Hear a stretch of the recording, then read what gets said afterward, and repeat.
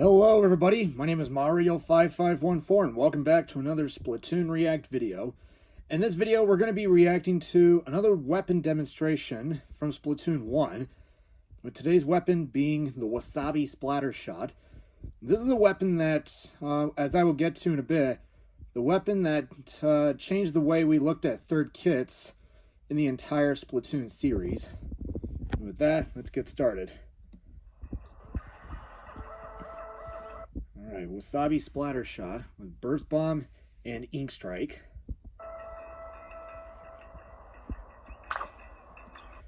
The Splattershot set remade by Sheldon, the well-balanced main weapon is complemented by easy-to-use bombs, really shines when used to hold the front lines against enemy assaults. I mean, this was one of the most popular Ink Strike options next to Slosher, given how broken it was with Burst Bomb in Splatoon 1. So Wasabi Splattershot was one of those weapons that people liked using if they wanted a more balanced Ink Strike weapon aside from Slosher, given how broken Burst Bomb was with it and pairing that with Damage Up.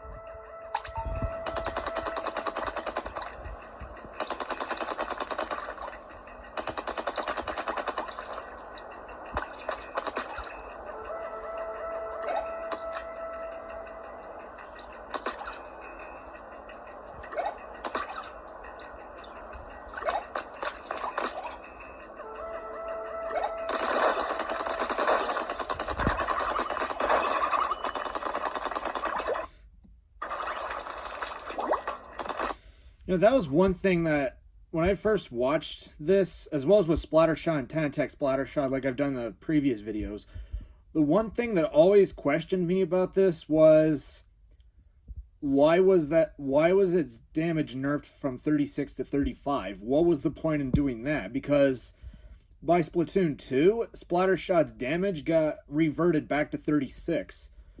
When it got nerfed from 36 to 35 in 2.7. Like, what was the point behind that?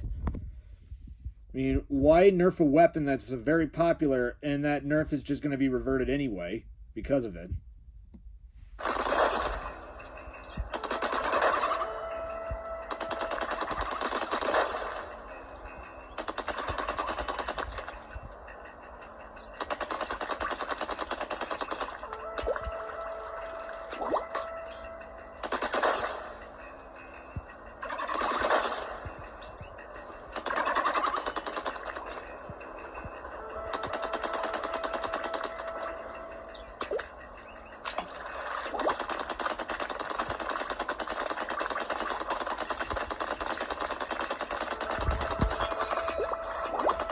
You know, that was another thing, if you saw very closely at the special weapon gauge, was that Ink Strike charged a lot faster than from what we saw from 10 Attack Splattershot when this person was charging up Inkzooka.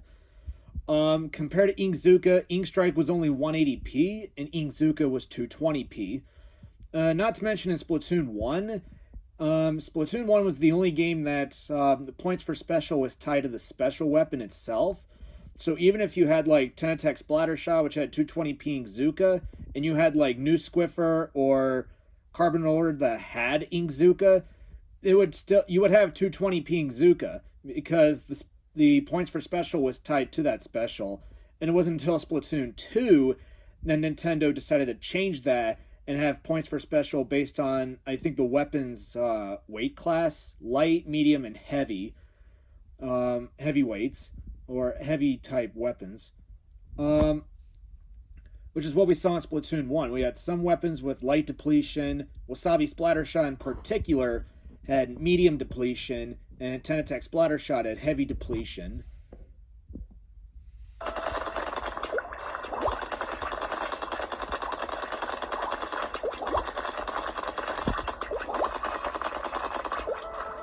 Not to mention, just listening to the soundtrack as well as looking at the colors just makes you show how long it's been since we've been on Splatoon 1. I mean, Splatoon 1 is still available. You just have to connect to Pretendo to gain access to online battles. But still, I think Splatoon 1 is approaching its 10th anniversary, so I bet a lot of people would like Nintendo to reconnect Splatoon 1 servers, but I doubt Nintendo would do that. Or have some kind of a Splatfest theme themed around Splatoon 1's 10th anniversary. Something cool, you know?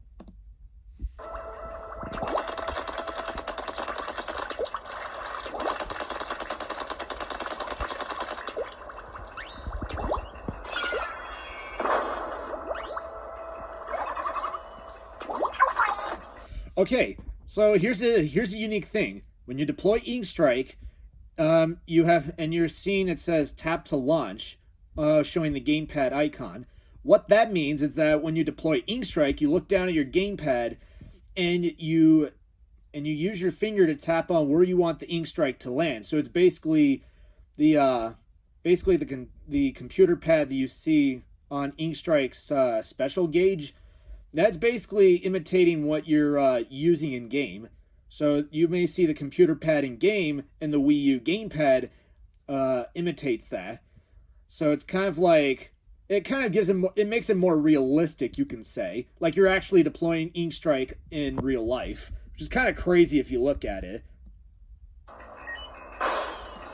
Another thing was that Ink Strike was also, I think, classified as a weapon of mass destruction in Splatoon 1, but it was one of the specials that did not see as much use, unless you were using like Slosher or Wasabi Splattershot in this case.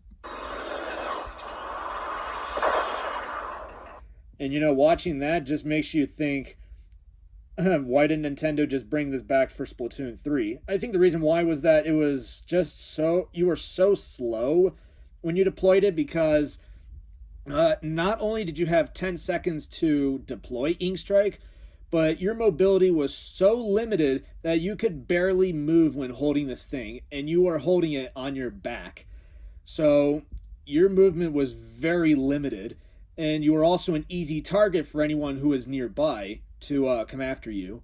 So I guess that's why it became triple Ink Strike going into Splatoon 3. So it's just kind of reworked for kind of like making it a little better, but the original Ink Strike was a lot better. Because of how big the tornado was that we just saw. Also, the shields on those pads right there, on those on like those practice punching bags, what that means in Splatoon 1, it's called defense up. So think of damage up, but it does the opposite. Damage up increases the amount of damage dealt to your from your main, sub, and special weapon, so it increases the damage on those three. While defense up does the opposite.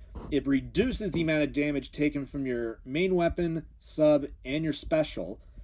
I think prior to quick respawn meta, we had a damage defense up meta, and I think it wasn't until after 2.7 that quick respawn meta replaced damage up, defense up meta. So yeah, basically if you had defense up and the other person had damage up, the damage up was basically negated by defense up. So you basically just dealt either less damage, or it was just reduced down to how much you would deal if you did not equip damage up. So it was kind of like this huge pain that some people had to deal with, because they didn't know if they were going up against someone that had defense up or even damage up. So it's kind of crazy.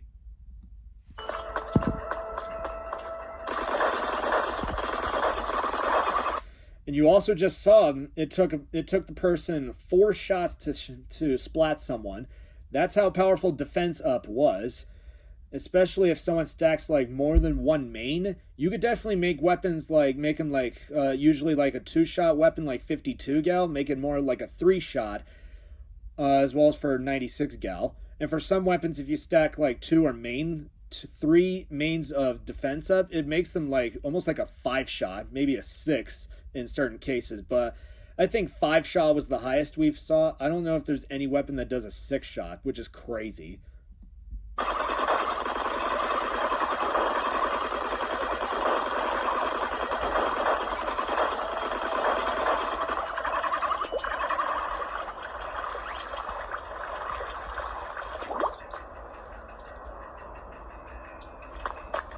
Oh, look at the color scheme. The bright green and bright yellow, as well as the lime color, I think, is on it. I mean, it just really makes the weapons stand out. That's what made Wasabi Splattershot great, not just because of its kit, but because of the color scheme it had. Not that many weapons can imitate that.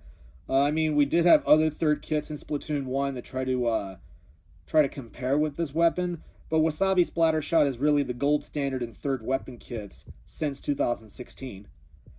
And that's it. That is the end of the video, you guys. Thank you all for watching. If you guys like the video, be sure you subscribe and don't forget to leave a like on the video. Thank you for watching, and I will see you in the next video. And until then, stay fresh.